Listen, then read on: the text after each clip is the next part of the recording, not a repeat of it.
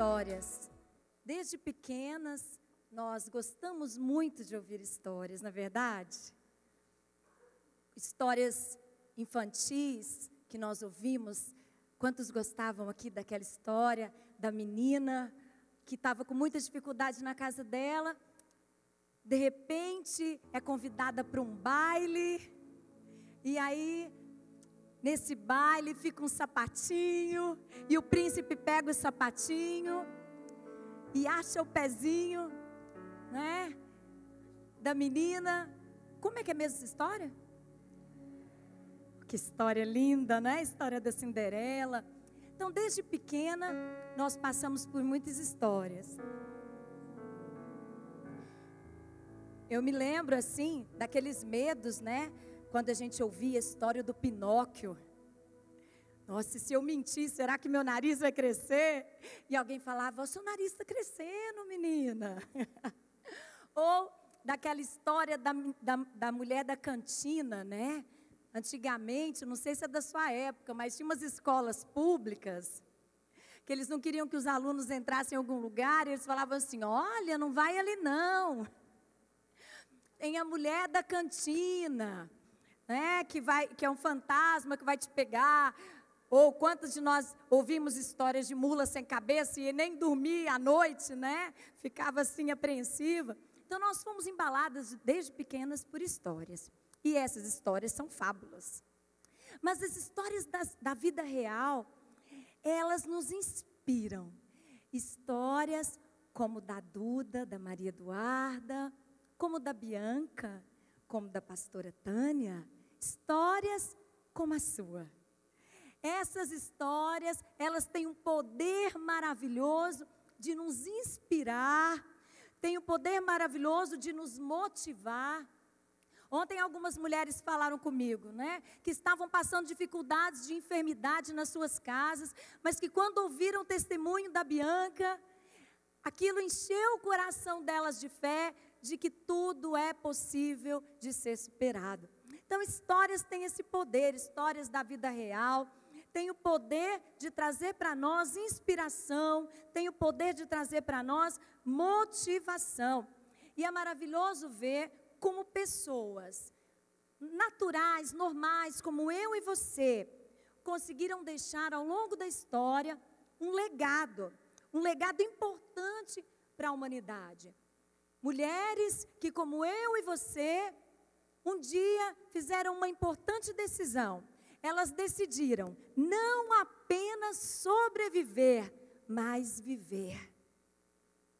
Vamos dizer juntas? Eu preciso não apenas sobreviver, mas viver.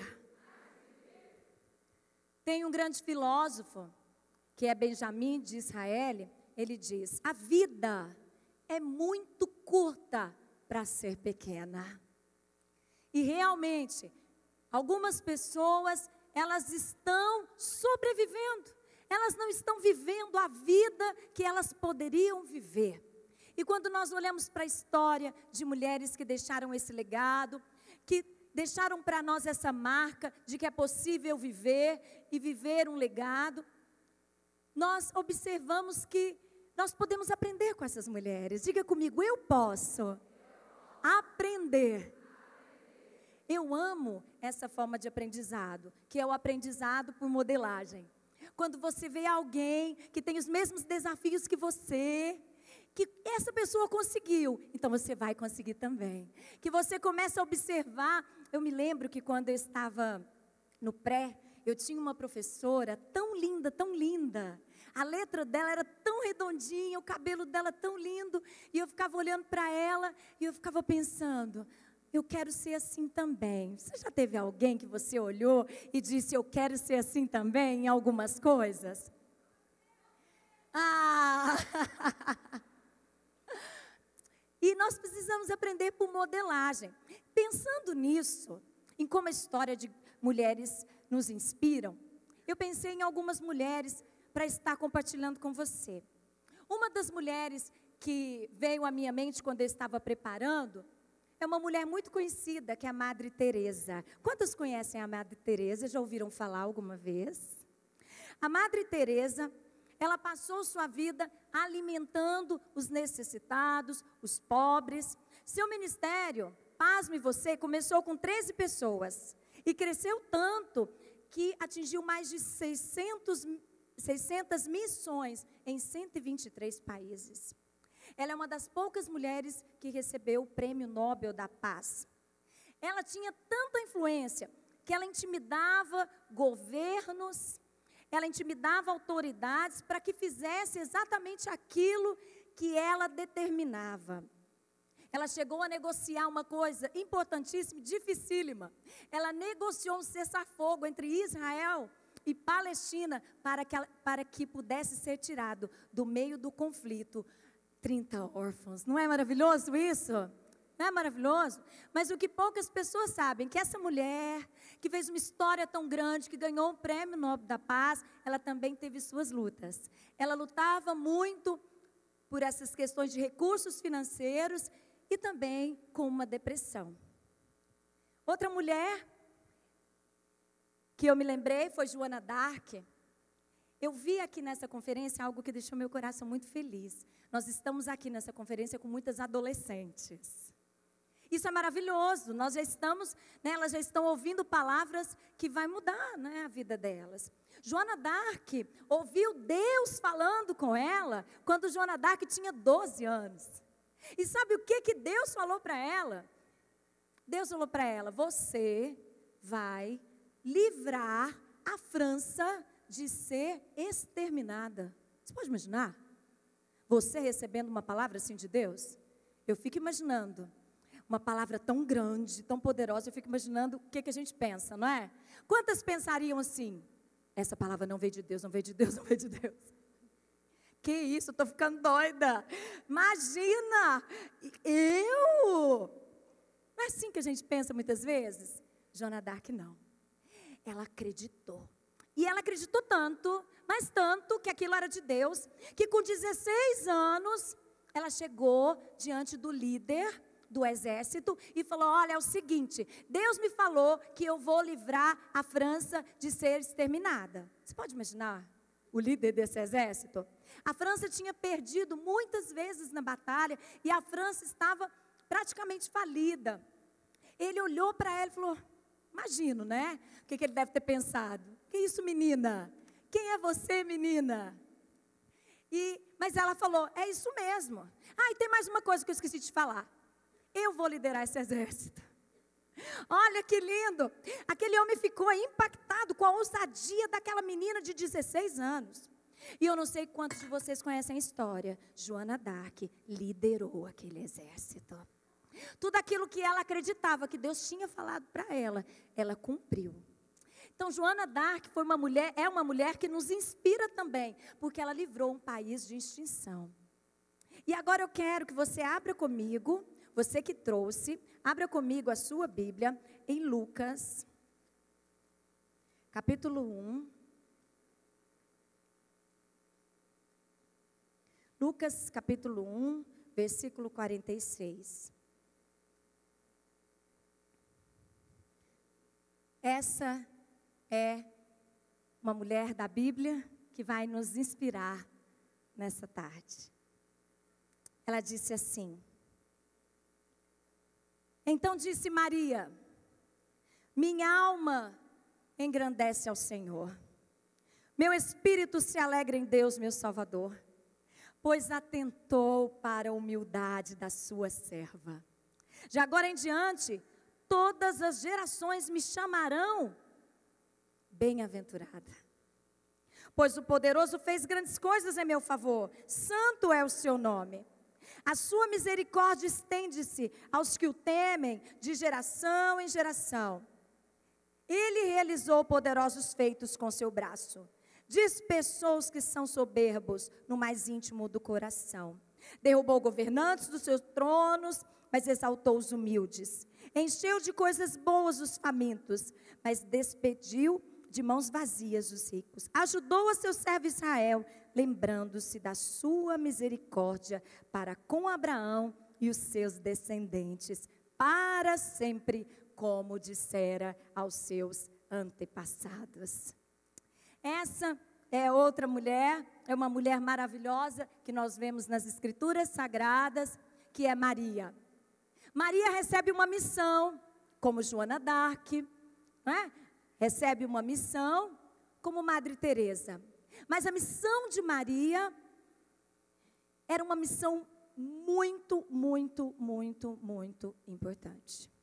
Maria recebeu essa missão e ficou apaixonada. Diga comigo, apaixonada. Por isso ela fez esse poema. Maria recebeu a missão no seu coração e se apaixonou. E por isso fez o poema. Vamos dizer juntas? Maria recebeu a missão, se apaixonou e fez um poema. Maria se apaixonou pela missão. Eu imagino quando o anjo chegou e falou: bem-aventurada é você, dentre todas as mulheres. Eu tenho algo para você, eu tenho uma missão para a sua vida. Eu imagino o coração da Maria acelerando e ela dizendo que porque alguns historiadores dizem que Maria tinha por volta de 15 anos. Você pode imaginar? Então ela já estava prometida, noiva. O anjo fala: você vai ficar grávida. E ela falou: como que isso vai acontecer? Naquele momento, ela recebeu no coração, ela se apaixonou. E nós vemos que é uma linda história dessa mulher. Ela passou por várias situações, assim como Joana d'Arc, assim como Madre Teresa, mas Maria, ela tinha uma questão interessante. Maria tinha que, sendo imperfeita, criar como mãe um filho perfeito. Maria passou pela possibilidade do seu noivo abandoná-la. Maria viu seu filho sendo aplaudido pelas multidões, mas também viu seu filho sendo levado à cruz e morrer de uma forma terrível. Eu imagino que uma das piores dores que alguém pode ter na vida é a dor de perda de um filho. Ainda mais nessas condições. E eu fiquei imaginando, essas mulheres diferentes que viveram em diferentes épocas, que nos inspiram tanto, o que essas mulheres tão diferentes podem ter em comum? O que essas mulheres tão diferentes pode ter em comum e pode nos trazer para hoje, para a nossa vida? O que eu posso aprender com elas? Diga assim comigo, o que eu posso aprender com elas? 3 coisas nós vamos aprender. Diga 3. 3 coisas que nós vamos aprender com essas mulheres. A primeira coisa, paixão. Paixão. Essas mulheres se apaixonaram pela sua missão de vida. Eu quero dizer para você, você precisa se apaixonar pelo seu ideal, pela sua vida. Elas se apaixonaram, elas acolheram no seu coração aquela missão e nada mais importava, nada mais estava, elas não consideravam nada mais por perdido, elas só viam a missão, elas se apaixonaram de tal forma que a missão se fundiu a elas e elas eram uma só com a missão. Mulher querida, amada, qual é a sua missão de vida? Por qual ideal você vive? Se você e eu, se você falecesse hoje, o que as pessoas diriam de você lá no seu velório? Qual é o seu legado para a humanidade? Qual é a sua obra? Nós ouvimos hoje através da Cristi. Temos uma canção única, somos únicas, temos um som único, mas você não é Bianca Toledo, amém? Você não é Cristi, você é você. Qual é o seu legado? Qual é a sua missão?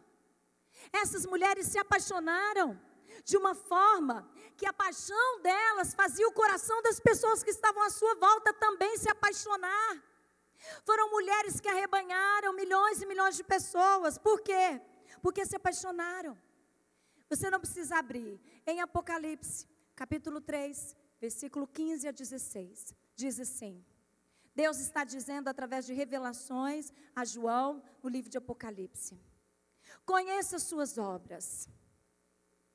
Você não é frio e nem quente. Quem dera que você fosse frio ou quente. Mas não, você é morno. E porque você é morno, eu vou vomitar você da minha boca. Deus está falando que nós podemos ter uma vida morna. E essa mornidão, ela nos afasta dessa missão, desse ideal que nós temos. Existem mulheres que são mornas em tudo que fazem, ou em apenas algumas áreas, mas que são mornas. Mornas no trabalho. Ah, como que está seu trabalho? Eu vou levando.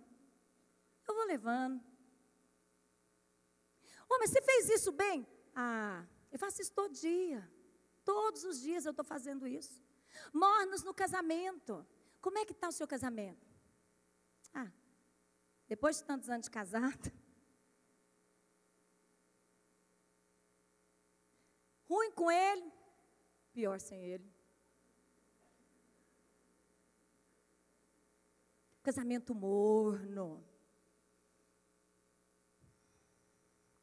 Amizade. Tem mulheres que têm amizades mornas. Elas vêm te abraçar, ela abraça só metade. Ela vai te dar a mão, dá só os dedinhos.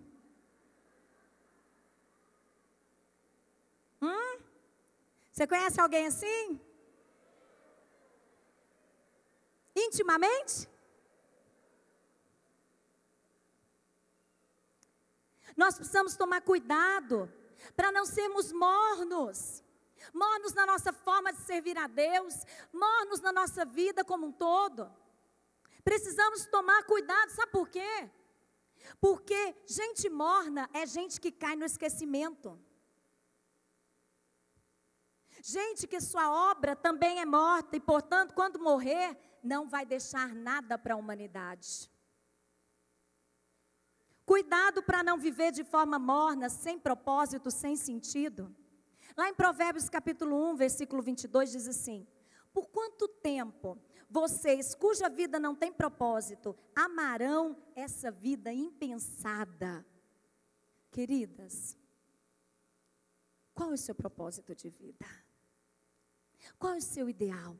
Qual é a missão que você tem nessa terra? Tudo que Deus cria tem um propósito. Você acredita que você foi criada por Deus? Ou você acredita que você é um acidente? Quantos acreditam que foram criadas por Deus? Quantas acreditam que Deus não faz nada sem propósito? Qual é o seu propósito? Descubra a missão que você tem e se apaixone por ela. Diga comigo, chega de mornidão na minha vida.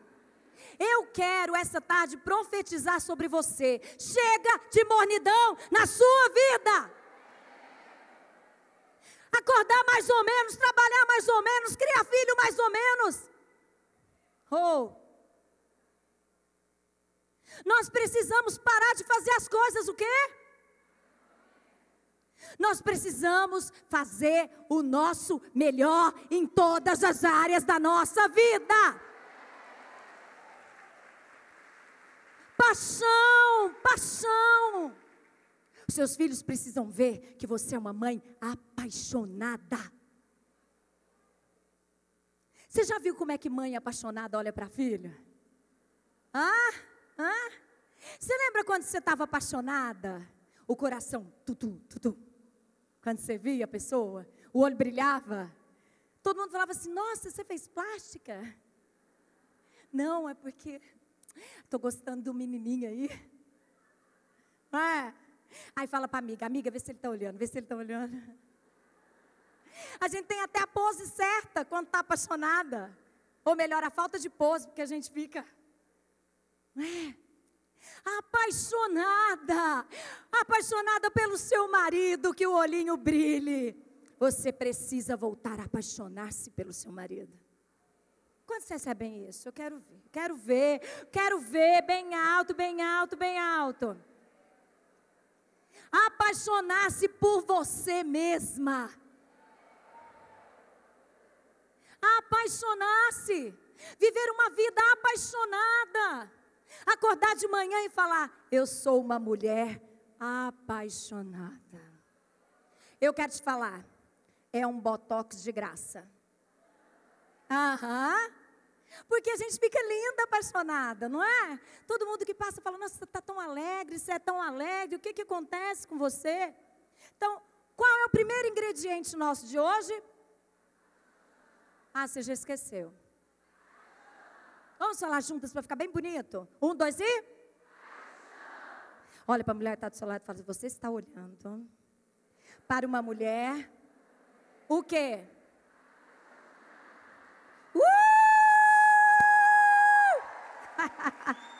Apaixonada! E apaixonada pela sua missão de vida. Você vai influenciar muitas outras mulheres. Você vai influenciar toda a sua casa quando você for apaixonada. Segunda coisa, convicção. Essas mulheres, elas acreditavam com todo o seu coração. Elas acreditavam na sua missão, elas acreditavam nelas, elas acreditavam em Deus. A fé era uma constante na vida dessas mulheres. E elas acreditavam que a história era com elas. Presta atenção nisso. Muitas vezes, nós recebemos sonhos no nosso coração. Sabe aquelas ideias que a gente tem? Você está assim fazendo alguma coisa e de repente vem uma ideia. Acontece com você? Acontece? Às vezes a ideia de um negócio, às vezes uma ideia. E aí você, eu não sei você assim, mas a primeira coisa quando vem uma ideia, que às vezes uma ideia é grande, eu fico pensando: quem é que vai estar nisso comigo? E às vezes a gente vai entregando para as outras pessoas aquilo que é. Essas mulheres acreditavam que a história era com elas. Eu quero te falar, na história de vida delas, elas encontraram muitos empecilhos. O mais importante disso é que elas não abriram mão daquilo que era delas. Nada, nem ninguém pode parar uma mulher apaixonada e convicta de que aquilo é para a vida dela. Não é para a vida da sua amiga. Não é para a vida de alguém lá, é para você.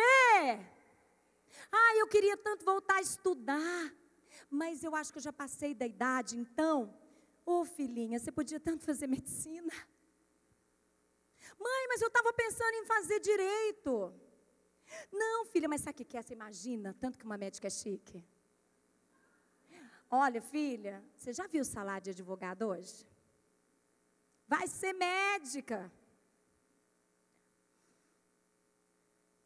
Quantas vezes a gente transmite para os outros, transmite para os filhos, transmite para o marido, transmite para as amigas, aquilo que é para você fazer.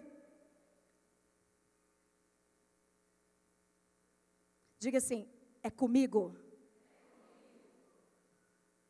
Lógico que Deus vai colocar pessoas do seu lado para te ajudar, não é? Igual sonho do Mulheres Águias, quantas pessoas nós temos nos ajudando. Isso aqui, todo esse evento é porque uma equipe se movimentou, pessoas se movimentaram, estamos juntas fazendo, lógico.